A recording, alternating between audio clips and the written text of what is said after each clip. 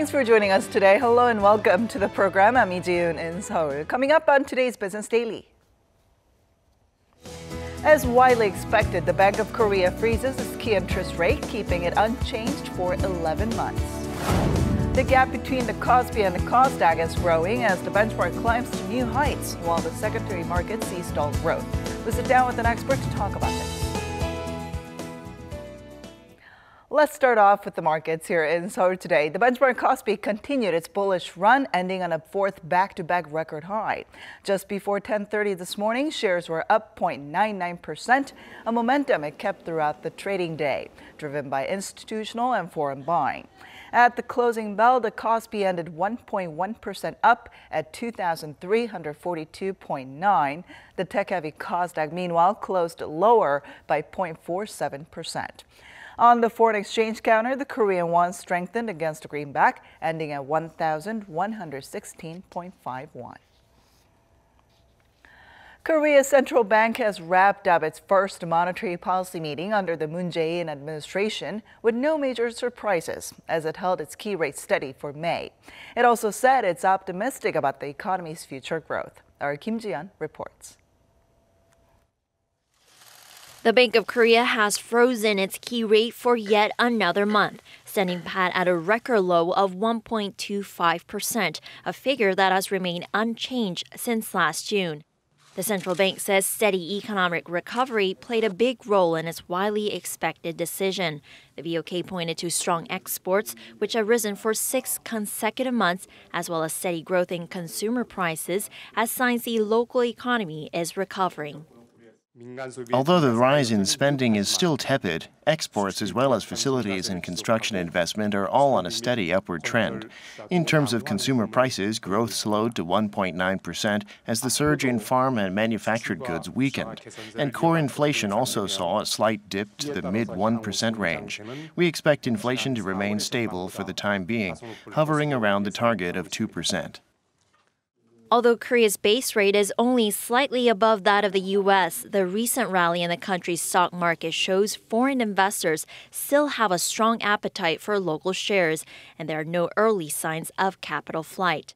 The Bank of Korea adds that raising rates now would only put more pressure on the country's household debt levels, currently amounting to a staggering $1.2 trillion US. High market expectations for expansionary fiscal policies under President Moon Jae-in, as seen in the recent market rally, is another reason why the central bank is likely not to push for further easing. In its next monetary policy meeting, the Bank of Korea says it's highly likely that it will raise its growth outlook for the Korean economy this year from the current 2.6% as the local economy continues on the path to recovery. Kim Ji-yeon, Business Daily. President Moon Jae-in has directed a secretariat to slash funds set aside for special presidential activities and use that to support job creation instead. Presiding over his first ever meeting with his chief presidential aides on Thursday, the president said out of the $11.2 million left unused for this year, 42% will be channeled to creating more jobs. He said he will also reduce next year's budget by 31% and use his own money for family meals and other undertakings, with the exception of official presidential activities. Members at the table were seen freely exchanging their views on an open set of topics, as opposed to taking notes on the president's remarks as witnessed in the past. Income disparity looks to have worsened last year despite government efforts to close the gap. Data from Statistics Korea showed the Gini coefficient for a household's disposable income came to 0.304 in 2016, rising from 0.295 from the year earlier. A reading of 0 implies complete income equality, while 1 denotes inequality. Last year was the first time in 5 years in which income inequality worsened from the year before. An official from the office pointed to the growing retirement age population, a demographic which had a more acute income disparity trend and less daily workers, as reasons. Split in quintiles, the report showed the top 20% income bracket was earning 5.4 times more than those in the bottom 20% bracket. Without government policies, that differences would have been 9.3 times.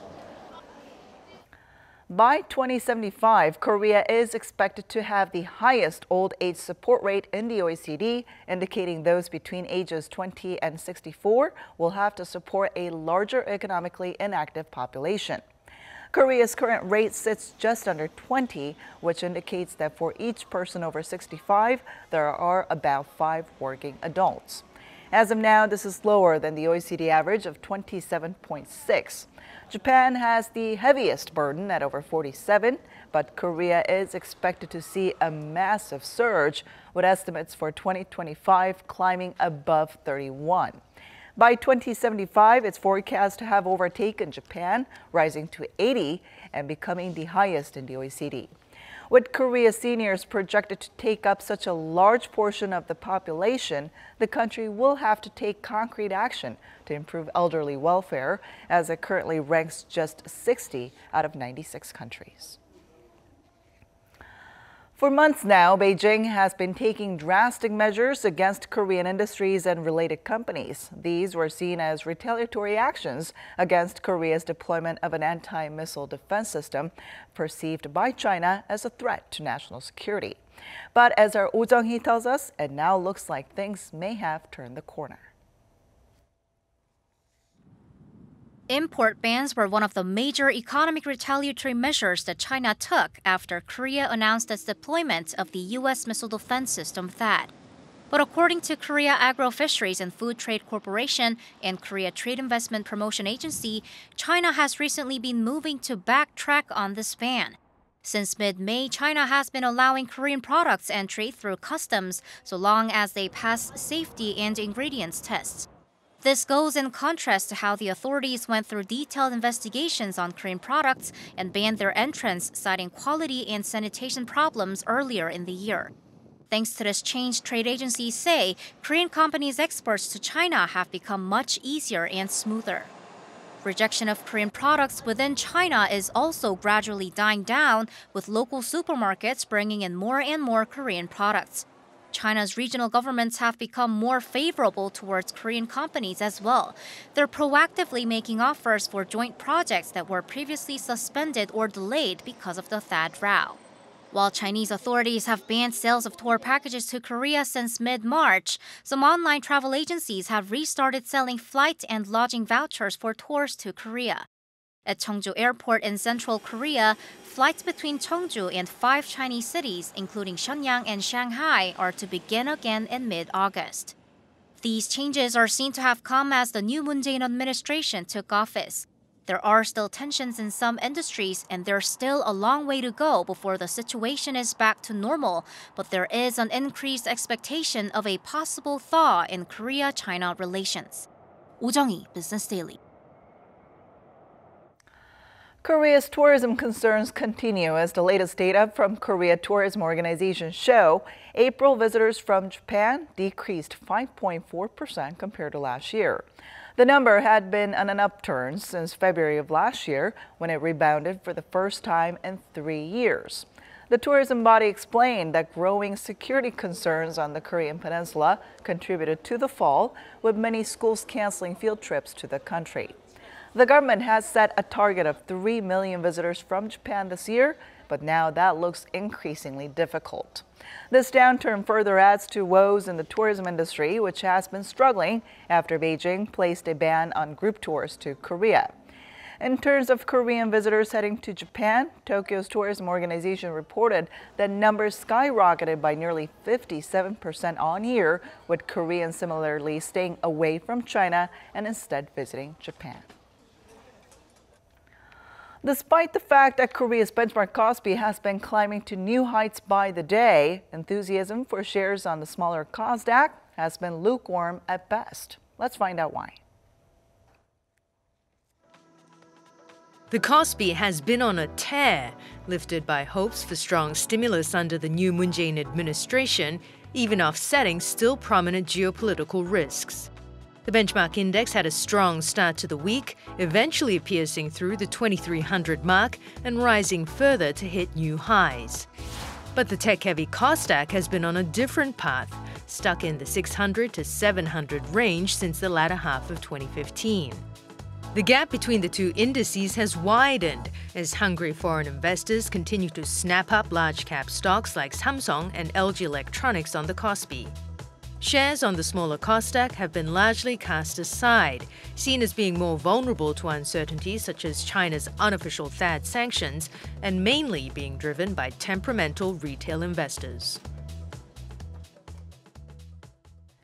And tell us more about this, we have Professor Kim Se-won from Ewha Women's University joining us in the studio today. Welcome, Professor. Pleasure to be here. All right, so with the Kospi hitting record high levels, there are growing expectations for it to rise even farther. So what's your outlook on the Kospi from here on out? Kospi gained almost 15% compared to the beginning of this year, and it is almost one of the highest return in 5 months.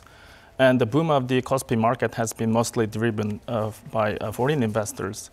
And there are two fundamental reasons behind this. And first is global economy is recovering slowly, and therefore Korean companies' profit is improving. And the second is there is high expectation about new government's expansionary policies. So market participants are mostly agreed that the uptrend of the Kospi will be maintained until the end of the year. And you know, some of them are actually saying that it could even go above the 3,000 range. What are your thoughts on that? Well, I think personally that is too much exaggerated. Okay. And because security companies, people are doing this because they have to sell the stocks and bonds to investors. All right. Well, the gap in performance between the Kospi and the KOSDAQ has been growing, like we just heard in the report, with the KOSDAQ seeing lukewarm growth. Now, what's the reason behind this?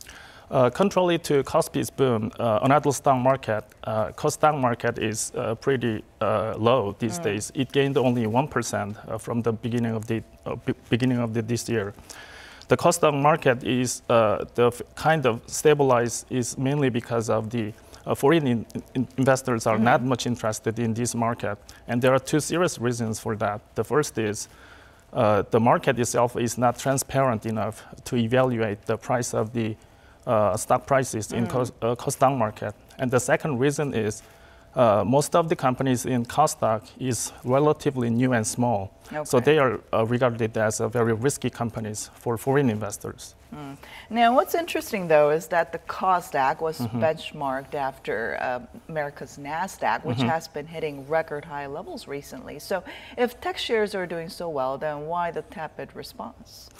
Well, actually, the difference between KOSDAQ and NASDAQ is based on the business success of listed companies.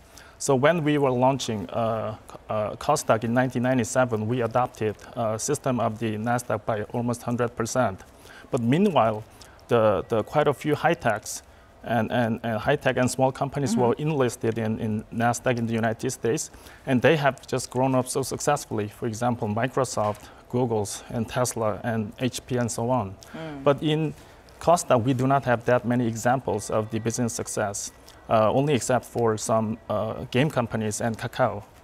Now, what problems then would we see if the gap between the two indexes grow? I mean, what can be done to revitalize the KOSDAQ market?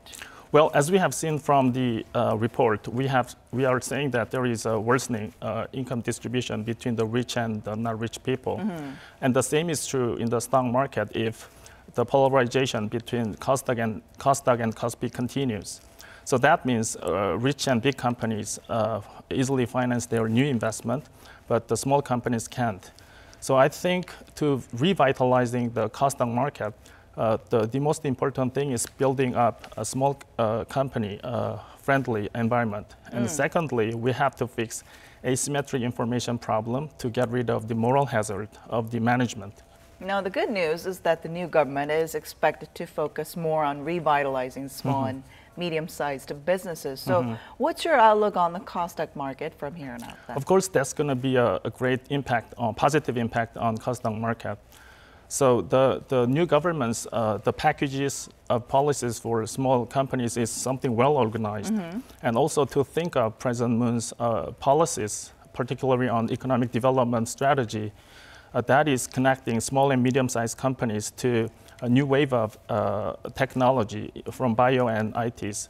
And so KOSDAQ listed companies exactly match the concept of the economic development strategy.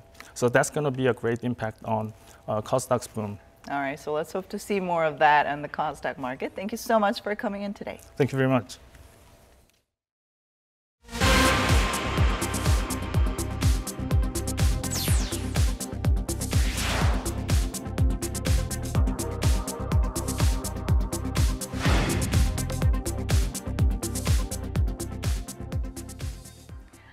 The United States will use everything within its power to put more sanctions on North Korea, Iran, and Syria. Now, this comment was made by U.S. Treasury Secretary Steven Mnuchin during a House Ways and Means Committee hearing on Wednesday, adding that it was to protect American lives. Mnuchin said he's in talks with President Donald Trump on the matter. At the end of March, the Treasury Department slapped sanctions on one North Korean entity and 11 individuals for their links to the regime's nuclear and missile programs.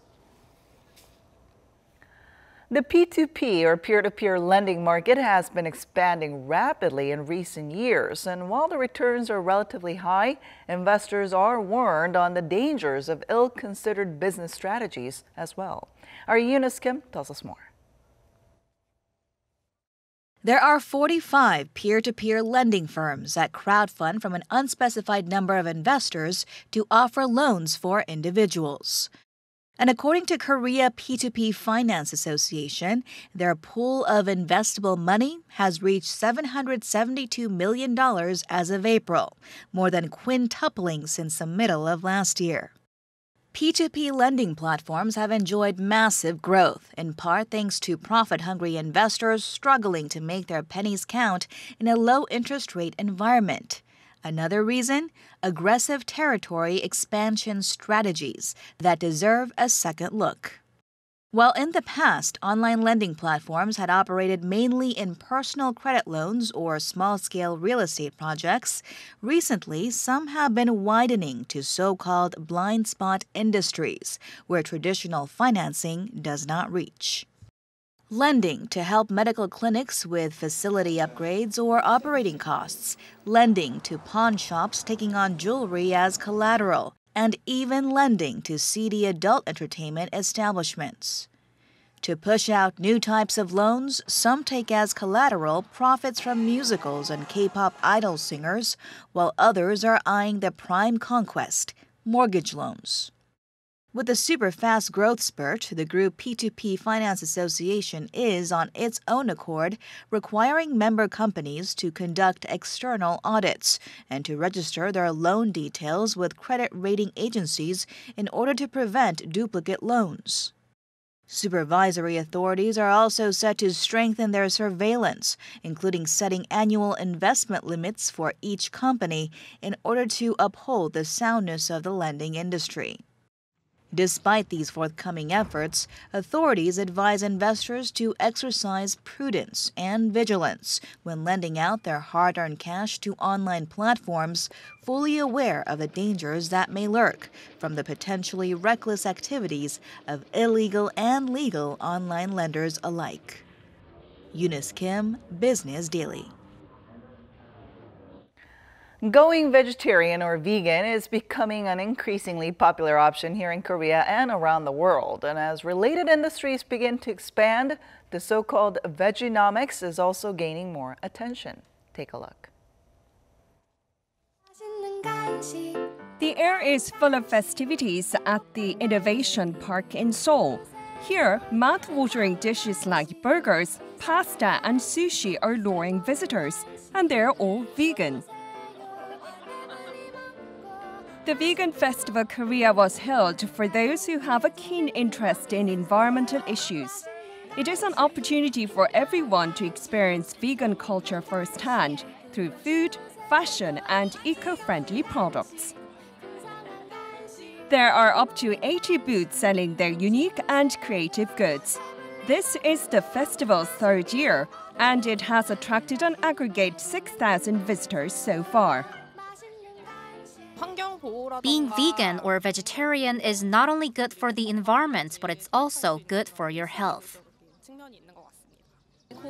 There's no meat, but we use a lot of non-meat protein from soybeans, black beans, and perilla seeds. So nutritionally speaking, these are far better than meat. Vegan desserts don't use animal ingredients such as butter, eggs, or milk. You can find vegan macarons, muffins, tarts, and many more. These treats are particularly popular among people with dairy allergies.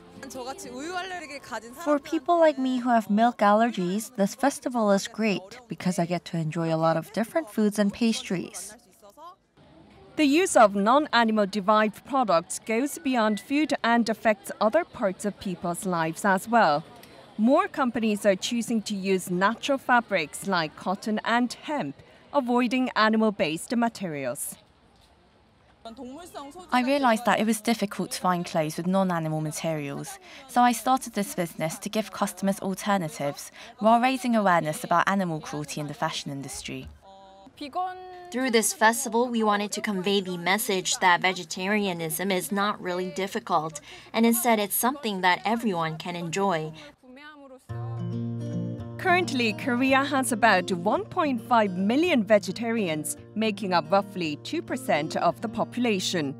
Related industries have now created a $1.8 billion market, even leading to the term VEGENOMICS. The number of vegetarian restaurants and bakeries has doubled in the past 5 years, and food manufacturers are now busy introducing new vegetarian products. This company began producing non-animal food products 7 years ago. It has about 200 products in its online and offline stores, ranging from dumplings to pork cutlets and hams that are made of beans. It's really convenient. Even if I want to eat a vegan meal at home, it's hard to get the ingredients and actually make things myself. But here, I can just choose from all these different options. I've been running this business for over a decade now, and lately the response has been really positive. We now have a more diverse customer base, and in the past we used to only get vegans, but now even others living around here visit or come from neighborhoods far away. Preparing strictly vegetarian or vegan dishes can often be difficult, but now with more options to choose from, customers are happy that they can more easily enjoy their meals.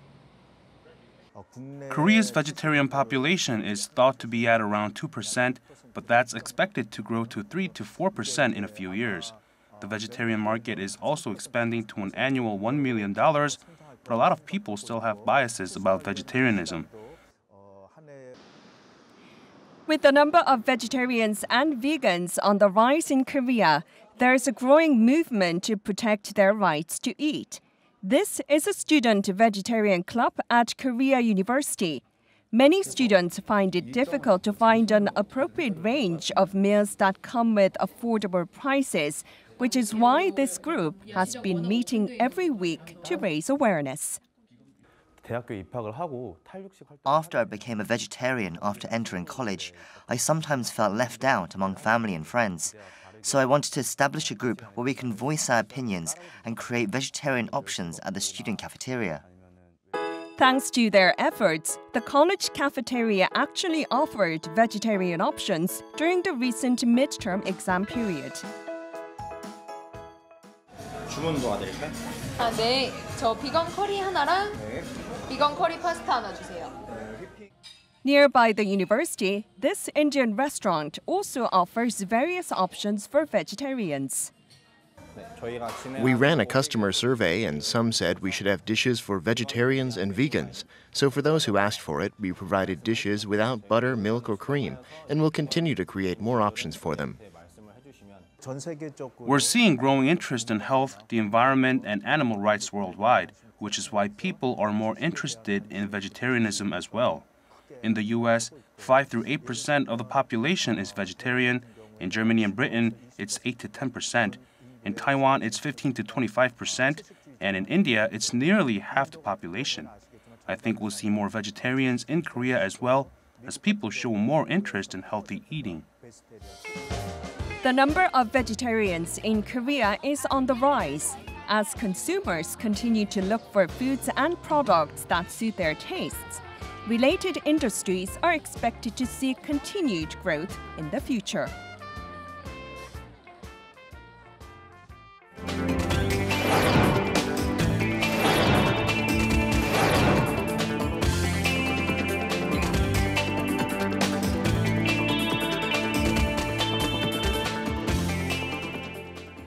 And that wraps it up for today. Thanks for watching. We'll be back tomorrow with more at the same time, same place for your Business Daily. Until then, goodbye.